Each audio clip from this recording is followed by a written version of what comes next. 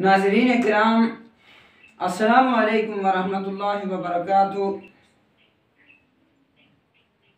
आज मैं नाचीज़ मोहम्मद आज़म अस्सकाफ़ी आप हज़रात की खिदमत में एक बहुत ही अहम इंटरव्यू और मुखातबा लेकर हाजिर हूँ। हमारे सामने बैठी हुई मशहूर व मारूफ शख्सियत हज़रत अल्लामा व मौलाना ज़फ़र क़ादरी साहब मद्दज़िल्लाहुन नूरानी तशरीफ़ फरमा हैं, जिनकी खिदमात ज़िला राजौरी ही नहीं बल्कि रियासत जम्मू कश्मीर तक पहुँच चुकी हैं। किसी भी मैदान में हम इन्हें ले लें, चाहे वो तदरीस का मैदान हो, तो ये एक मुदर्रिस अज़ीम की हैसियत रखते हैं। अगर तकरीर व तबलीग का मैदान हो तो मुबल्लिग आज़म की हैसियत रखते हैं, और अगर तहक़ीक़ व तदक़ीक़ का मैदान हो तो भी ये एक मुहक़्क़िक़ अज़ीम की हैसियत रखते हैं। इसी तरीके से मुसन्निफ़ और मुअल्लिफ़ की हैसियत से देखा जाए तो ये एक अज़ीम मुसन्निफ़ भी नज़र आते हैं, जिनकी तसनीफ़ व तालीफ़ का सिलसिला 1 दर्जन पर मुहित है, जिनमें से बाज़ तसनीफ़ात छप कर मंज़र आम पर आ चुकी हैं और कुछ अभी ज़ेर तबा हैं, कुछ ज़ेर तसनीफ़ हैं। और बड़ी खुशकिस्मती की बात यह है कि हज़रत डिस्ट्रिक्ट राजौरी का सबसे बड़ा और अज़ीमुश्शान इदारा जामिया हनफिया निज़ामिया हनफी नगर ऐती में बहैसियत सदरुल मुदर्रिसीन भी अपनी खिदमात के फ़राइज़ अंजाम दे रहे हैं। रियासत जम्मू कश्मीर के कोने कोने के अंदर हज़रत के पढ़े हुए तलामीज़ा और शागिर्द ज़रूर आपको नज़र आएंगे। तो आज हम इस मुबारक मौके पर इस अजीम शख्सियत से हमारे माशरे में बहुत सारी ऐसी चीज़ें हैं जिनके बारे में मालूमात हर आम व ख़ास को होनी चाहिए, उस पर हम गुफ्तगू करने की कोशिश करेंगे। सबसे पहले हम इनसे सलाम दुआ ले लेते हैं। अस्सलामु अलैकुम वरहमतुल्लाहि वबरकातुहू। वालेकुम अस्सलाम वरहमतुल्लाहि वबरकातुहू। ठंडी का मौसम है, काफ़ी सर्दी से भी हर एक आदमी को सामना करना पड़ रहा है। तो पहली बात तो हम आपसे ये लेंगे कि इतनी खिदमत, मस्जिद की इमामत व खिताबत का मसला भी है, मकतब में तदरीस व दर्स का मसला भी है, और साथ में जिस अज़ीमुश्शान इदारे में आप जाके एक सदरुल मुदर्रिसीन की खिदमात के फ़राइज़ अंजाम देते हैं, और इतनी कड़ी सर्दी का मौसम भी है, ये सारा कैसे चलता है? बिस्मिल्लाहिर्रहमानिर्रहीम, नहमदुहु व नसल्ली अला रसूलिहिल करीम। मैं जनाब मुफ्ती मोहम्मद आज़म सकाफ़ी साहब आपका शुक्रगुज़ार हूँ कि आपने अपना कीमती वक्त भी निकाला और मेरा वक्त भी आपने लिया। अल्लाह तबारक व तआला हमारी इस नशिस्त को कबूल व मंजूर फरमाए। आपने सवाल किया कि ये सारे काम किस तरीके से चल रहे हैं, तो तफसील में ना जाते हुए मैं इतना ही अर्ज़ कर दूँ कि वल्लाहु यख्तस्सु बिरहमतिही मन यशा। अल्लाह तबारक व तआला जब चाहता है तो ये काम ले लेता है, वरना कहाँ हम नाचीज़ों की इतनी हैसियत हम भी कुछ करने के काबिल हों। یہ اللہ تبارک و تعالی اور اللہ کے حبیب صلی اللہ تعالی وسلم کا احسان عظیم ہے کہ وہ بس دین کی نوکری لے رہے ہیں، اور ہماری تو دعا ہے کہ اللہ تبارک و تعالی اس نوکری کو قبول و منظور فرمائے۔ آمین آمین۔ الحمدللہ، سبحان اللہ۔ ہم بھی دعا کرتے ہیں کہ اللہ پاک آپ کو اپنے مشن میں کامیابیاں عطا فرمائے۔ آمین۔ ناظرین، اب ہم جس مخاطبے کی طرف ابتداً چلے تھے اس کی طرف متوجہ ہوتے ہیں۔ تو آج کے انٹرویو کا پہلا سوال یہ رہے گا جی کہ جناب محترم، آج کا دور بڑا فتنے کا، بڑا بربادی کا، بڑا فساد کا دور ہے۔ قدم قدم پر فحاشی ہے، قدم قدم پر عریانیت ہے، قدم قدم پر جھوٹ ہے، قدم قدم پر کینہ ہے، بغض ہے، حسد ہے، منافقت ہے۔ بے شک۔ ایسے دور میں پرانے زمانے میں یہ ہوا کرتا تھا، چاہے وہ آپ محدثین کو لے لیں، چاہے وہ آپ مبلغین کو لے لیں، یا مجتہدین کو لے لیں، یا مجددین کو لے لیں، یا وقت کے علماء، فضلاء، عرفاء، اولیاء کو لے لیں، ہر ایک نے یہ جو فتنہ فساد ہے اس کا ڈٹ کر مقابلہ کیا ہے۔ بے شک۔ تو آج کا ہماری جس شریعت محمدیہ پر ہم چلتے ہیں، اس کو اس دنیا میں جلوگر ہوئے 1450 سال گزر گئے۔ بے شک۔ تو آج ان فسادات، ان خرابیوں، ان فتنوں کا سد باب کیسے کیا جائے گا؟ اگر سد باب نہ ہو سکے تو ان میں کمی کیسے لائی جائے گی؟ تو ان فسادات کو دیکھتے ہوئے ساتھ میں جس چیز کے ذریعے ہمارے متقدمین یا متاخرین نے فتنوں کا مقابلہ کیا ہے وہ تھی تبلیغ۔ تبلیغ کے ذریعے مقابلہ کیا ہے۔ آج کے اس دور کے اندر آپ اپنی نظر سے تبلیغ کو کیا سمجھتے ہیں، کیا دیکھتے ہیں اور کیسے سمجھاتے ہیں؟ تبلیغ ایک بڑا اہم رکن ہے دین اسلام کا، اس لیے کہ تبلیغ ہی کے ذریعے دین اسلام جگہ جگہ پہ پہنچا، اور تبلیغ ہی کے ذریعے اسلام ممالک کے اندر اور ہر قلب کے اندر، ہر ایک سینوں کے اندر پہنچا۔ تبلیغ اتنی اہم ہے کہ اللہ تعالیٰ کا فرمان بھی ہے اور نبی پاک صلی اللہ تعالیٰ وسلم کا حکم بھی ہے۔ اللہ رب العزت نے فرمایا یا ایھا الرسول بلغ ما انزل الیک، سبحان اللہ، اے رسول محترم صلی اللہ تعالیٰ علیہ وسلم، جو آپ پر نازل کیا جا رہا ہے اس کو پہنچائیے، اس کی تبلیغ کیجیے، لوگوں کے پاس اس کو پہنچائیے۔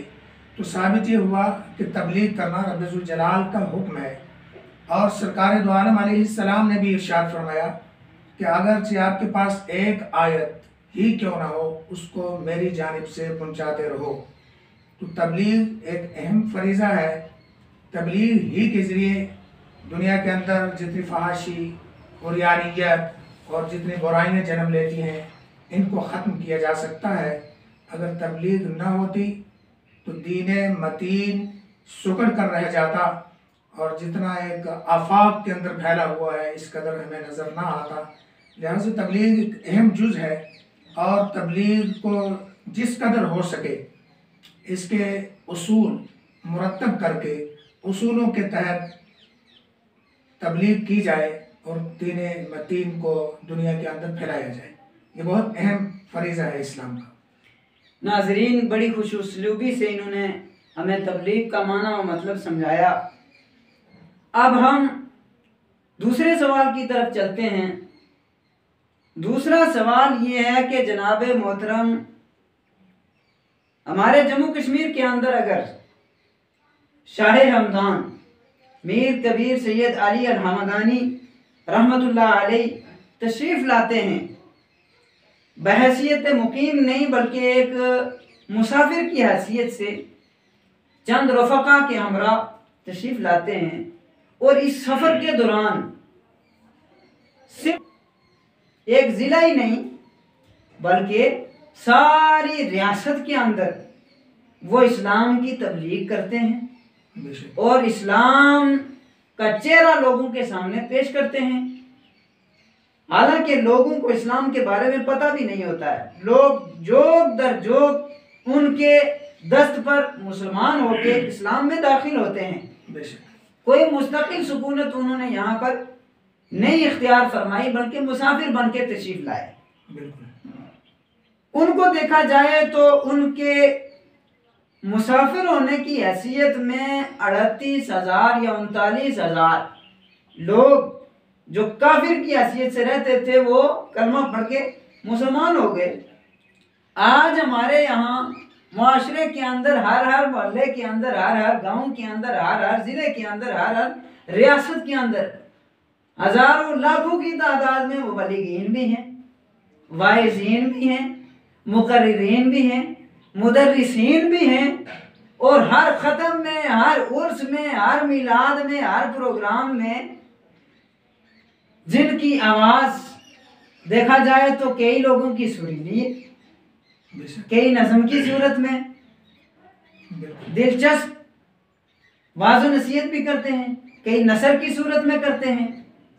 میرے کہنے کا مطلب ہر آئٹم ہمارے پاس موجود ہے۔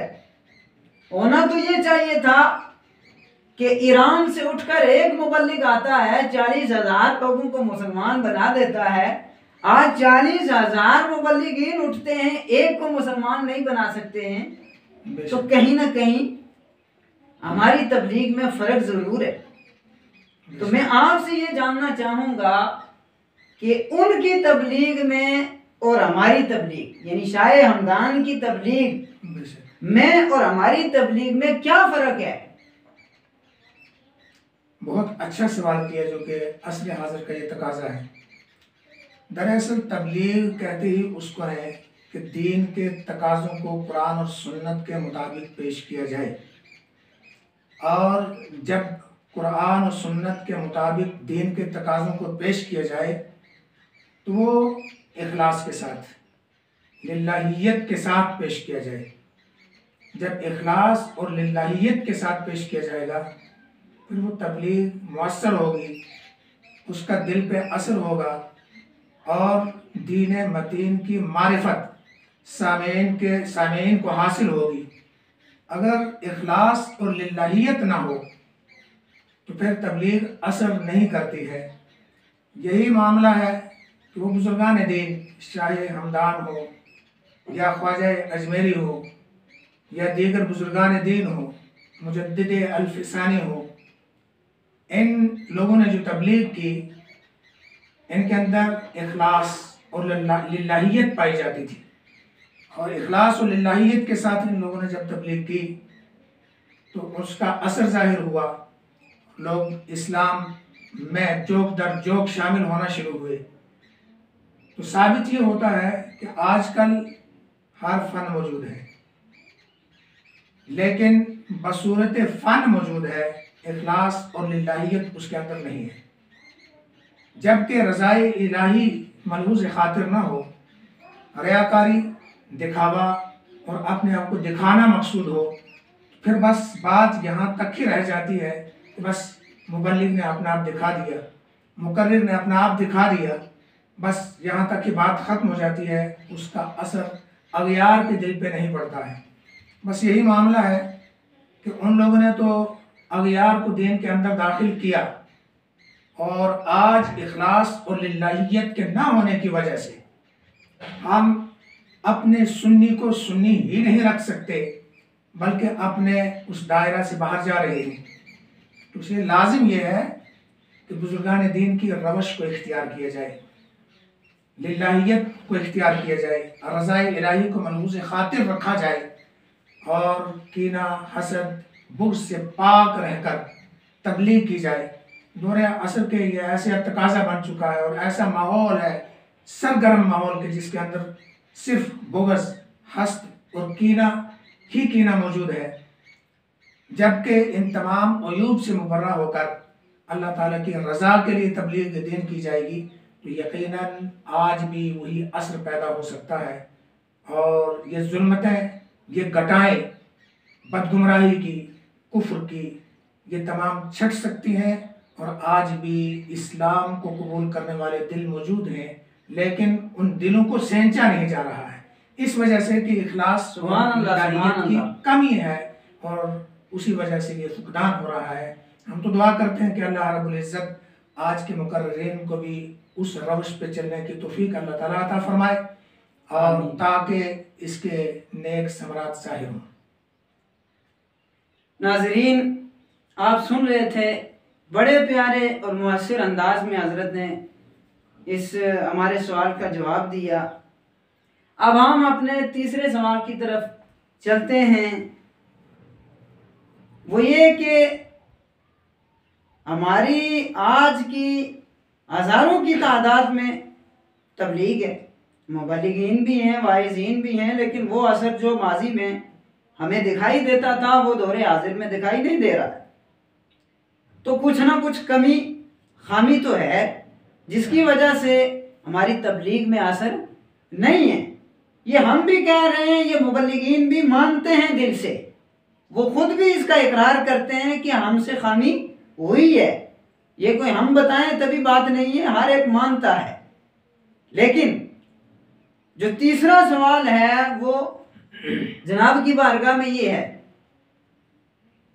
کہ ایک مبلغ ہے، وہ تبلیغ کر رہا ہے، تبلیغ کرتے ہوئے کیا جس نے مدرسے کا منہ نہیں دیکھا، مسجد کا منہ نہیں دیکھا، مکتب کا منہ نہیں دیکھا، پہلا کلمہ اسے صحیح پڑھنا نہیں آتا ہے، وہ سلوار قمیض پہن لے، ٹوپی پہن لے، جبہ دستار لگا لے، تو کیا وہ بھی تبلیغ کر سکتا ہے یا نہیں؟ یہ اس کے لیے تبلیغ کے لیے کوئی نصاب ہے، کوئی سلیبس ہے جو علماء فضلہ کی طرف سے متعین کردہ ہو کہ یہ مبلغ کے اندر صفات ہونی چاہیے، ورنہ علامہ اقبال نے کہا نا کہ دین کافر فکر و تدبیر جہاد، دین ملا فی سبیل اللہ فساد۔ اگر صرف ہمارا لباس ہی ہوا، اندر سے کورے نکورے ہیں، تو ہماری تبلیغ سے تبلیغ نہیں ہوگی بلکہ فساد ہی برپا ہوگا۔ تو کیا مبلغ کا کوئی نصاب بھی ہے یا نہیں؟ کچھ ارشاد فرمائیں۔ جناب محترم، اس کے بارے میں حضرت سیدی اعلیٰ حضرت علیہ رحمہ و رضوان اپنے فتاوی رضویہ شریف کے اندر فرماتے ہیں کہ جس نے باقاعدہ تعلیم حاصل نہ کی ہو اس کے لیے واعظ کہنا جائز ہی نہیں ہے، اللہ اکبر، اور وہ واعظ کہنے کا حقدار ہی نہیں ہے۔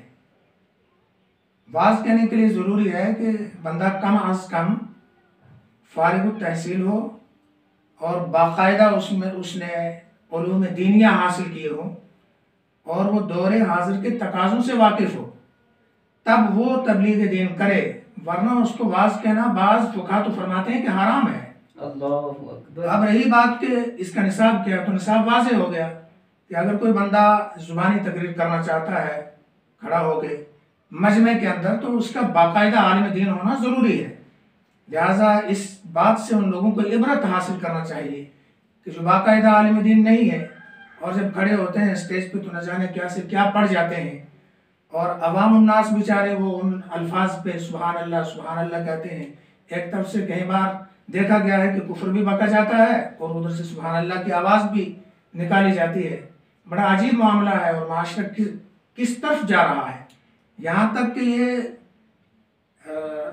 بارہا سنا بھی گیا اور اس کو آزمایا بھی گیا کہ ایک مقرر بیان کر رہے ہیں کہ مساجد کا درجہ بڑا اونچا ہے، یہاں تک کہ انبیاء سے بھی مساجد کا درجہ بڑا ہے، استغفر اللہ۔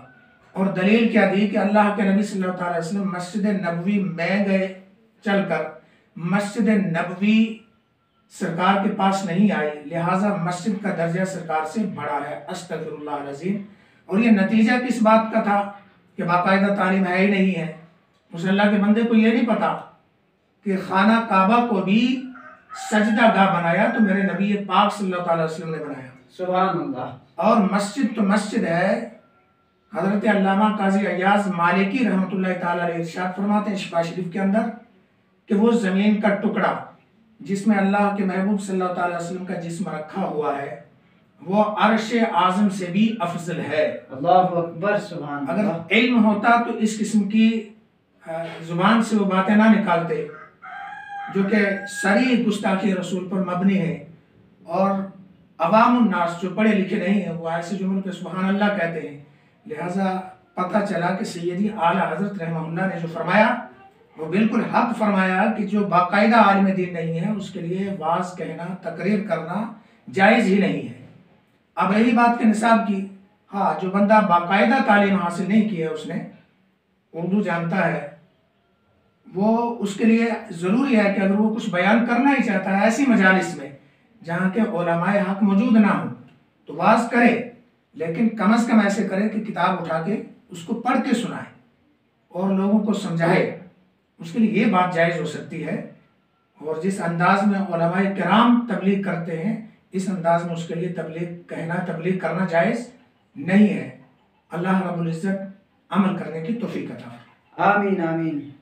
ناظرین، آپ بڑی دلچسپی سے سن رہے ہوں گے، اور آج کا یہ مخاطبہ ہمارے جتنے بھی ناظرین ہیں وہ اپنے اپنے دلوں کی تختیوں پر اور دل کے کانوں سے سن رہے ہوں گے۔ اب ہم چلتے ہیں اپنے چوتھے سوال کی جانب، وہ اس طریقے سے کہ حضرت تبلیغ کرنے کے لیے آپ نے نصاب بھی بتا دیا، بندے کی لیاقت بھی بتا دی، اس کے لیے اس کا دائرہ تبلیغ بھی بتا دیا۔ اب اس تبلیغ کو لے کر کئی لوگ وہی جبہ دستار والے جب ان اصول کو، ان تقاضا جات کو مکمل نہیں کریں گے تو اس وقت ظاہر کی بات ہے کہ تبلیغ فتنہ بن جائے گی۔ بے شک۔ اب جب فتنہ بنے گی تو فتنہ بھی چھوٹا نہیں ہوگا، بلکہ وہ فتنہ جا کے ختم ہوگا یا تو گمراہی پر یا تو کفر پر۔ تو اب ہم آپ سے یہ پوچھتے ہیں کہ حضرت ان مبلغین کو ہم کس زبان سے سمجھائیں، کس دل سے سمجھائیں، کس فرمان سے سمجھائیں، کون سی ٹکی کھا کر، کون سی پوڑی پھکی کھا کر سمجھائیں کہ ان کے دل میں یہ بات بیٹھ جائے کہ نہ دین میرا ہے نہ دین کسی اور کا، دین رب رسول کا ہے۔ اگر آپ نہیں تبلیغ کر سکتے تو کیا ضرورت ہے آپ کو کرنے کی؟ جو اس کے اہل ہیں، اس کے لائق ہیں، ان کو کرنے کا موقع دیا جائے۔ ہم نے دیکھا یہ ہے، ختمات میں ہم شریک ہوتے ہیں، عرس میں ہم شریک ہوتے ہیں، عید میلاد النبی کی مجلسوں میں ہم شریک ہوتے ہیں، جنازہ جہاں پہ ہوتا ہے، نماز جنازہ سے پہلے جو تبلیغ ہوتی ہے اس میں ہم شریک ہوتے ہیں۔ جو ہمارے تجربات میں آیا ہے وہ یہ ہے کہ جناب ہمارے مبلغین کے پاس شعر و شاعری ہے، بیعت بازی ہے، مائے ہیں، گیت ہیں، اور ٹپے ہیں اور چٹکلے ہیں۔ انہوں کو بول بول کر انہوں نے عوام کا ماحول خراب کر رکھا ہے، اور عوام کو اپنی طرف وہ ٹپے اور مائے سنا سنا کر، چاہے وہ کسی بھی کتاب کی شکل میں ہوں، اپنی طرف متوجہ کرتے ہیں۔ اور آخری حد یہ پہنچتی ہے کہ ولیوں کی کرامات، نبیوں کے معجزات اگرچہ برحق کے اپنی جگہ پر یہ، لیکن انہیں پر ہماری عوام کو مبلغین نے منحصر کر کے رکھا ہوا ہے۔ تو ان ولیوں کی تبلیغ میں یہ ہوتا تھا کہ یہ لوگوں کی فکروں کے تالے نہیں توڑتے تھے، بلکہ یہ ان کے دل کے اندر جو خباثت، نجاست کے، کفر کے تالے ہوتے تھے ان کو توڑتے تھے۔ تو آج کے دور میں آپ سے ہم یہ گزارش کریں گے کہ آپ مجھے یہ بتائیے کہ یہ مائیہ بازی، گیت بازی یا بیعت بازی یا کرامات یا حکایات، قصے، کہانیاں جو ہیں، ان سے انقلاب تبدیلی امت میں آئے گی یا نہیں آئے گی؟ بہت اچھا سوال ہے یہ بھی۔ اصل میں مسئلہ یہ ہے کہ ذرائع ابلاغ جو ہے یہ 4 قسم پر مبنی ہے اگر گہری نظر سے دیکھا جائے تو۔ پہلا ہے سوشل میڈیا اور دوسرا ہے الیکٹرانک میڈیا، یہ تقریباً ایک ہی چیز کا نام ہے، اور تیسرا ہے پرنٹ میڈیا، اور چوتھا ہے منبر رسول صلی اللہ تعالی علیہ وسلم۔ 4 ذرائع کے جتنے وہ نتائج ہیں وہ اپنے اپنے مقام پر ہیں، لیکن سوشل میڈیا بھی عیوب اس کے اندر آ گئے۔ الیکٹرانک میڈیا پر بھی بے شمار فحاشی اور بے شمار عریانیت اور نہ جانے کیا کیا بیچ میں آ چکا ہے۔ مؤثر یہ دونوں طریقے بھی نہیں ہیں۔ کسی حد تک جو کام یہ کر رہے ہیں بے شک درست ہے، لیکن خصوصاً جو پرنٹ میڈیا ہے یا جو الیکٹرانک میڈیا ہے، اس کے استعمال کے بعد جو منبر رسول ہے اس کو بڑا ہی مقدس سمجھا جا رہا ہے۔ اور عجیب بات یہ ہے کہ منبر رسول سے وہ تبلیغ ہونا چاہیے جو کہ قرآن و سنت کے مطابق ہو، عصر حاضر کے تقاضوں کو بھی ساتھ لے کر چلے، لیکن مکمل طریقے سے تبلیغ دین کے تقاضے جو ہیں قرآن و سنت کے مطابق پورے کیے جائیں۔ بنیادی ضرورت ہے اس بات کی۔ لیکن یہ زمانے کی ستم ظریفی ہے کہ درست فرمایا آپ نے کہ ہمارے جو منبر رسول ہیں ان کا تقدس مایے قصے، کہانیاں اور ٹپے ان کی نظر ہو چکے ہیں، جس کی وجہ سے میں تو یہ سمجھتا ہوں کہ یہ منبر رسول کا تقدس جو ہے توہین، یہ اس کی توہین ہو رہی ہے۔ تقدس کو اگر پامال کہا جائے تو میں سمجھتا ہوں کہ بے جا نہیں ہوگا۔ وجہ اس کی یہ ہے کہ بعض منبر رسول ان لوگوں کے ہاتھوں میں آ چکے ہیں جو صرف اور صرف قصہ گو حضرات ہیں، علوم دین کا پتہ ہی نہیں، تبلیغ کی تاں سے بھی واقف نہیں ہے۔ ان کے ہاتھوں میں ممبر ہیں اور عوام ہے کہ اس طریقے سے جیسے بیم کے سامنے سانپ مست ہو جاتا ہے، اسی طریقے سے عوام الناس بھی مست ہو جاتے ہیں، بس ان کو واہ واہ چاہیے، سنتے ہیں اور اسی پہ سبحان اللہ، دین کا کیا کام ہو رہا ہے اس کا کچھ پتہ نہیں ہے۔ جب اس طریقے سے ہم منبر رسول کا کوئی استعمال کریں گے تو جو مقصد ہے تبلیغ دین کا، جو مقصد ہے منبر رسول صلی اللہ علیہ وسلم کا، وہ حاصل نہیں ہوگا، تو تبلیغ بھی مؤثر نہیں ہوگی۔ آج سے قبل دیکھا جائے بیت اللہ شریف مسجد حرم سے لے کر مسجد قباء سے لے کر پھر دیگر مساجد میں دیکھا جائے تو علماء حق بیٹھ کر قرآن و حدیث کا درس دیا کرتے تھے۔ وہ تبلیغ ہوتی تھی کہ جو تبلیغ اللہ اور اللہ کے رسول صلی اللہ علیہ وسلم کی منشا اور مرضی کے مطابق ہوتی تھی، اور تبلیغ کرنے والے بھی اللہ کے فضل و کرم سے بڑی اونچی ذوات ہوتی تھی، تو اس کا کچھ اثر ظاہر ہوتا تھا۔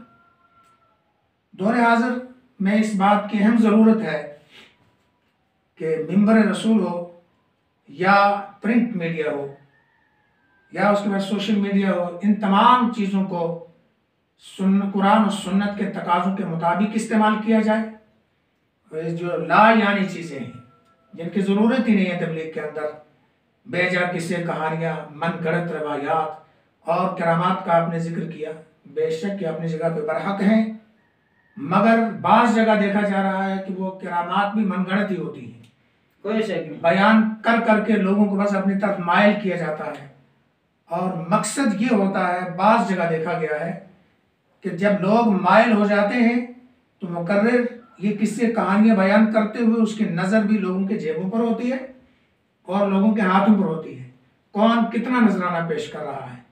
اب یہ ساری محنت جو ہے اس کے اندر رضا الہی تو ہوتی نہیں ہے، اس کے اندر بس نظر جیب کی طرف ہوتی ہے۔ کاش کہ آج کے مبلغین سب کو تو میں کہوں گا نہیں، الحمدللہ بعض لوگ آج بھی موجود ہیں جو للہیت والے ہیں، ہر کام کے اندر رضائے الہی کو ملحوظ خاطر رکھتے ہیں، لیکن پھر بھی میں یہ کہنا ضروری سمجھتا ہوں کاش کہ آج کے دور کے اندر بھی ان تمام ریاکاریوں سے محفوظ ہو کر اللہ تعالیٰ کی رضا کے مطابق اور اپنے آپ کو دکھانے کے لیے نہیں، فقط خدمت دین سمجھ کر دین کو پھیلانے کی خاطر اگر ہم تبلیغ کریں اور بعض لوگ ان چیزوں سے باز آ جائیں تو آج بھی وہ اثر ظاہر ہو سکتا ہے اور تبلیغ دین مؤثر ہو سکتی ہے۔ اللہ تبارک و تعالیٰ ہمیں عصر حاضر کے تقاضوں اور چیلنجوں کا مقابلہ کرنے کے لیے اپنے رضا اور اپنے محبوب مکرم صلی اللہ تعالی وسلم کی رضا کے مطابق تبلیغ دین کرنے کی توفیق عطا فرمائے۔ آمین یا رب العالمین۔ ناظرین، بڑی دلچسپی سے آپ سن رہے ہوں گے اور سننا بھی چاہیے۔ وہ جوابات آپ تک پہنچ رہے ہیں کہ جنہیں سن کر آپ کا ایمان بھی مچل جائے گا اور دل بھی سرور کی وادیوں کے اندر مخمور ہو کر رقص کنا ہوتا نظر آئے گا۔ اب ہم چلتے ہیں اپنے 5ویں سوال کی جانب۔ 5واں سوال، حضرت آپ نے یہ جو کہا، الیکٹرانک میڈیا ہو، سوشل میڈیا ہو، پرنٹ میڈیا ہو، یہ تو تھوڑا ہی عرصہ ہوا ہے وجود میں آئے ہوئے۔ اس سے پہلے جو ہمارے مبلغین کی، مجتہدین کی، مجددین کی تبلیغ تھی، صرف عوام کے سامنے ہی نہیں بلکہ بڑے بڑے جابر، ظالم، اکبر جیسے فحاش اور بدماش بادشاہوں کے سامنے اتنی مؤثر ہوا کرتی تھی کہ اس وقت کوئی پرنٹ میڈیا یا الیکٹرانک میڈیا نہیں تھا، بس وہ تھا اگر تو وہ منبر رسول ہی تھا۔ بے شک منبر رسول کو اگر جو اس کا مقصد ہے اس کے مطابق اگر استعمال کیا جائے اور جس کے لیے اس کی وضع ہوئی ہے اس کے لیے استعمال کیا جائے تو وہ ایک مقدس مقام ہے کہ عوام تو عوام، خواص بھی ان تمام فتنے اور فسادات سے مبرہ ہو کر دین اسلام کے لبادے میں نظر آنے لگیں گے۔ تو اب اور آسانی ہو گئی ہے۔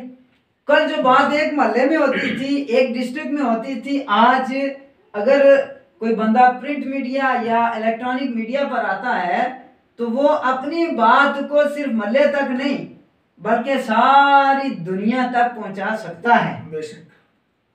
تو جب اتنا تبلیغ کا کام آسان ہو گیا، تدریس کا کام آسان ہو گیا، تصنیف کا کام آسان ہو گیا، پھر بھی ہم محروم ہیں اس بات سے کہ ہم اخلاص کو چھوڑ کر، للہیت کو چھوڑ کر، تبلیغ دین کو چھوڑ کر فقط اظہار شخصیت اور تبلیغ شخصیت کو لے کر پرنٹ میڈیا پر آتے ہیں، الیکٹرانک میڈیا پر آتے ہیں تاکہ ہماری شہرت ہو جائے، دین کی تشہیر کا ہمارے اندر کوئی سوال مقصد ہے نہیں ہے۔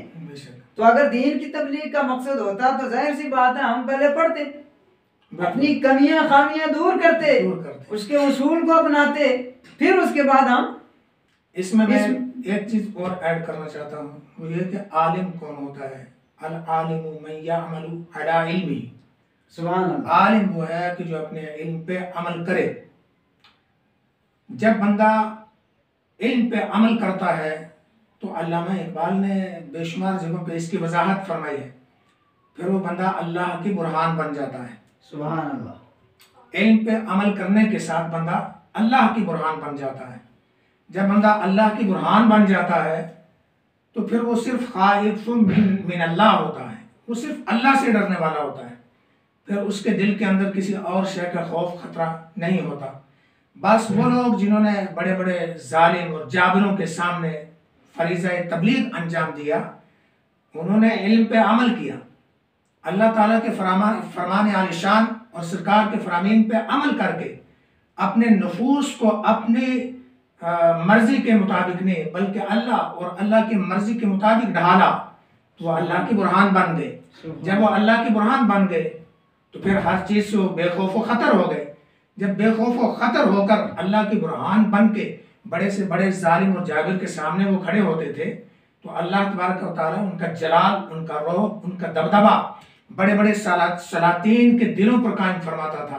وہ مرعوب ہو جاتے تھے اور پھر ان کی بات کو دل سے سنتے تھے. جب دل سے سنتے تھے دل کی دنیا بدل جاتی. سبحان اللہ سبحان اللہ. آخری بات یہی ہے کہ جب ہم اللہ کی رضا کی خاطر اپنے آپ کو دنیا سے موڑ کر دین کی طرف راغب کر دیں گے، ہر کام کے اندر اللہ اور اللہ کے محبوب صلی اللہ تعالی وسلم کی رضا چاہیں گے، تو یقیناً ہم بھی اللہ کی برہان بن جائیں گے. جب اللہ کی برہان بنیں گے تو وہ الفاظ ہماری زبان سے نکلیں گے جو اللہ اور اللہ کے محبوب صلی اللہ تعالی وسلم کی تعلیمات کے مطابق ہوں گے اور اللہ اور اللہ کے رسول صلی اللہ علیہ وسلم کے پسندیدہ ہوں گے. جب اللہ اور اللہ کے رسول صلی اللہ علیہ وسلم کے پسندیدہ الفاظ ہماری زبانوں سے نکلیں گے تو یقیناً ان کا اثر ہوگا.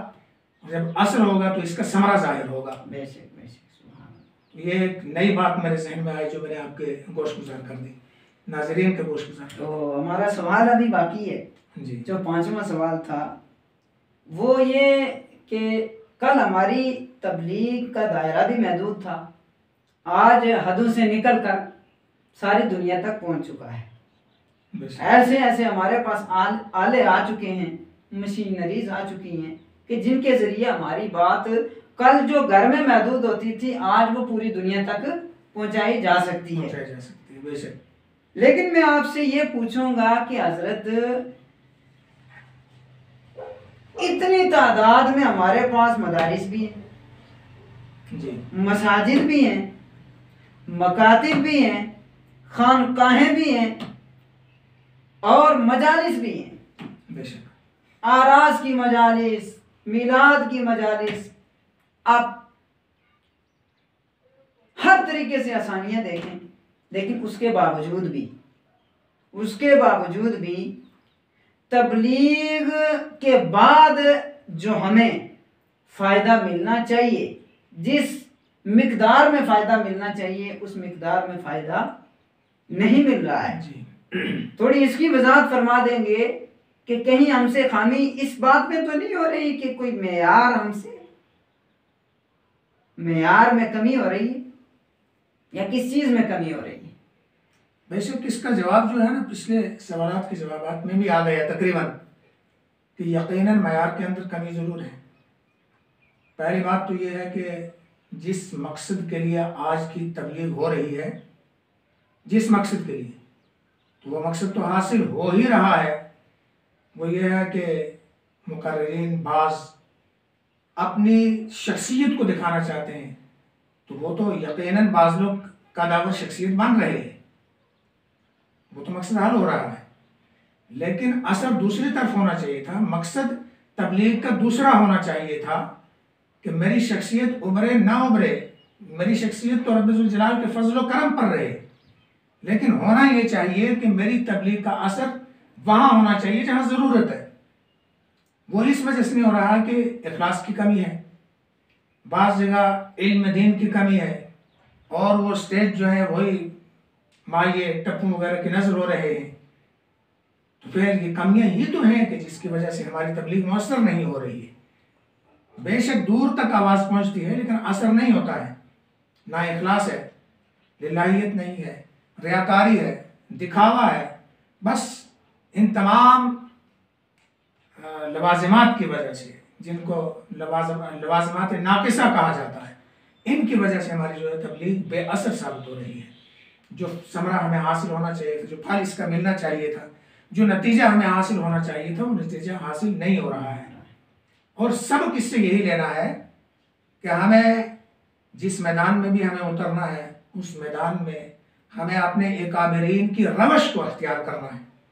جب ہم اپنے اکابرین کی روش کو اختیار کریں گے یقیناً کامیاب و کامران ہوں گے.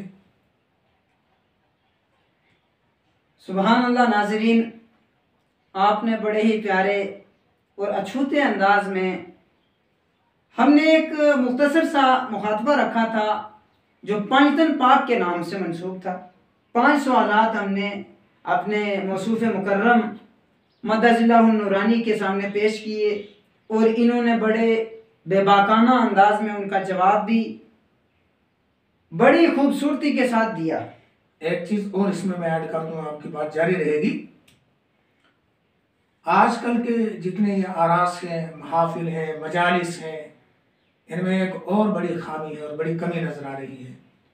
وہ یہ ہے کہ اہل حق علماء جو کہ تبلیغ کا حق رکھتے ہیں، ان علماء کو بعض سٹیجوں سے پیچھے کیا جاتا ہے اور سٹیج ان کے حوالے ہوتا ہے کہ حقیقتاً وہ واعظ کہنے کے حقدار نہیں ہوتے، تبلیغ کرنے کے وہ حقدار نہیں ہوتے ہیں ہر لحاظ سے۔ جب ایسے لوگوں کے ہاتھ میں اسٹیج جائے گا تو یقیناً اس کا اثر ظاہر نہیں ہوگا۔ تو ضروری ہے کہ دیکھا جائے کہ اس کا حامل کون ہے، اس کے لائق کون ہے، اس کا اہل کون ہے۔ ایسے عالم دین ہی کو اسٹیج پہ پیش کیا جائے تاکہ تبلیغ کے اندر کچھ اثر پیدا ہو۔ اللہ تعالیٰ عمل کی توفیق دے۔ سبحان اللہ۔ ناظرین، آپ دیکھ رہے ہیں کہ ڈاکٹر وہ نہیں ہوتا جو تھپکیاں دے دے کے سلاتا رہے کہ ٹھیک ہو جاؤ گے۔ طبیب وہی ہوتا ہے، حکیم وہی ہوتا ہے جو ایک ایک بیماری پکڑ کر آپ کو بتائے کہ آپ کے سر میں درد ہے، آپ کے پیر میں درد ہے، آپ کا راستہ خراب ہے، آپ کے پیٹ میں درد ہے۔ تو آج ہم ایک بڑے ہی ماہر حکیم کے ساتھ بیٹھے اپنا وقت گزار رہے ہیں۔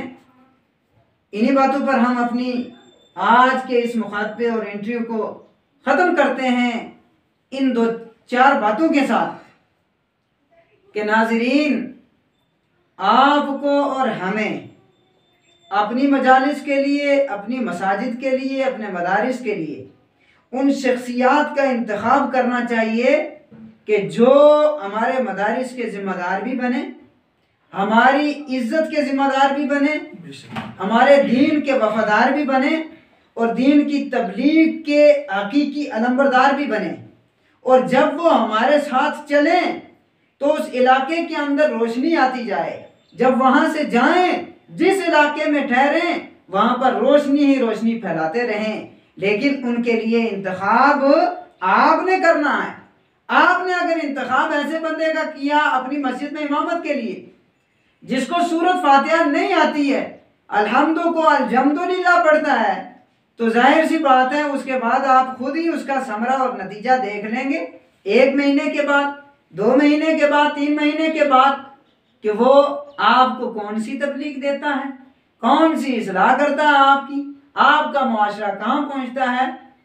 تو اس سے راہی پھیلے گی، کفر کے تالے، کفر کی زنجیریں ٹوٹیں گی نہیں۔ آخر میں ہم نے اپنے اولیاء کرام کے، علماء کرام کے اور مجددین کرام کے اس طریقے کو اپنانا ہے کہ جس طریقے کو اپنا کر انہوں نے عوام تو عوام، خواص تو خواص، بادشاہوں کی گمراہی اور کفر کو بھی کچل کے رکھ دیا اور ان کو بھی جھنجھوڑ کر دائرہ اسلام میں یا تو لے آئے یا تو انہیں سبق سکھا دیا، اور قیامت تک، صبح قیامت تک آنے والے لوگوں کے لیے ایک راہ متعین کر دی۔ آج ہم اس راہ سے کہیں نہ کہیں، کسی نہ کسی جگہ دور نظر آتے ہیں، اس لیے ہماری تبلیغ میں اثر نہیں ہے، ہماری تبلیغ فائدہ مند نہیں ہے۔ پھر ہم پلٹ کر اپنے اسلاف، متقدمین اور متاخرین کے طریقے پر آ جائیں تو یہی تبلیغ آج جس کے ذریعے ہمارے لوگ نمازی بنتے نظر نہیں آتے، شراب چھوڑتے نظر نہیں آتے، نشے میں ملوث نظر آتے ہیں، اسی تبلیغ میں اثر آ جائے، ارے نماز تو قریب کی بات ہے، ولی بنتے نظر آئیں گے، وقت کے غوث بنتے نظر آئیں گے، وقت کتب اور ابدال بنتے نظر آئیں گے۔ ہم نے جس طریقے سے اسلام و سنیت کے قاعدے اور اصول ہیں ان کے مطابق تبلیغ چھوڑ دی، اس لیے تبلیغ کے اندر جو روح اور اس کی حقانیت و اصلیت اور اثر اور نور و یزدانیت اور روحانیت تھی اس نے ہمارے دامن کو چھوڑ دیا اور کھوکھلی ہو گئی ہماری تبلیغ۔ جب کھوکھلی ہو گئی تو بس الفاظ، عبارات، شعر و شاعری، قصے جات رہ گئے، حقیقت اسلام ہمارے پاس رہی نہیں۔ اس بات کے ساتھ ہمارے سارے مبلغین، سارے واعظین، سارے مقررین اتفاق بھی کرتے ہیں اور اقرار بھی کرتے ہیں، اور میں یہ پیغام دیتا ہوں حضرت کی وجہ سے، اور حضرت نے بھی پیغام دیا ہے، آج میں ان کی وساطت سے ان لوگوں کو جو دین کو یا تبلیغ کو محض پیشہ وارانہ طور پر استعمال کرتے ہیں، پیشے دنیا کے اندر تجارتیں اور بہت سی ہیں، انہیں اپنا لے، دین کو دین ہی رہنے دے، تبلیغ کو تبلیغ ہی رہنے دے، تصنیف کو تصنیف ہی رہنے دیں، تدریس کو تدریس ہی رہنے دیں۔ پھر دیکھیں رب کی طرف سے کیا نور آئے گا، رب کی طرف سے مدد آئے گی، رب کی طرف سے نصرت آئے گی۔ ہر محلہ، ہر بستی، ہر علاقہ فسادات سے پاک ہو کر اس کی جگہ میں نورانیت، عملیت اور حملیت قرآنیت اور یزدانیت، روحانیت ہی آپ کو نظر آئے گی۔ اس کے علاوہ شیطانیت آپ کو دیکھنے میں نہیں نظر آئے گی۔ تو حضرات محترم، آج ہمارا یہ آج کا مخاطبہ یہیں پر ختم کرتے ہیں۔ دعا کرتے ہیں کہ اللہ پاک حضرت کے علم میں، عمل میں، فکر میں، تدبر میں، سوچ میں، تصنیف میں، تالیف میں، تدریس میں جو یہ خدمات جلیلہ دینیہ سر انجام دیتے رہتے ہیں، ان میں اللہ تعالیٰ بے پناہ کروڑہ رحمتیں، برکتیں عطا فرمائے۔ اور جتنے لوگ ہمارے سننے والے ہیں، اگر وہ اس سے پہلے ان تمام میدانات سے دور تھے، انہیں بھی ان میدانوں کے اندر اللہ پاک کودنے اور جوش و خروش کے ساتھ عمل علم دین اور عمل دین پھیلانے اور اس کو دنیا کے کونے کونے تک پہنچانے کی توفیق عطا فرمائے۔ السلام علیکم ورحمۃ اللہ وبرکاتہ۔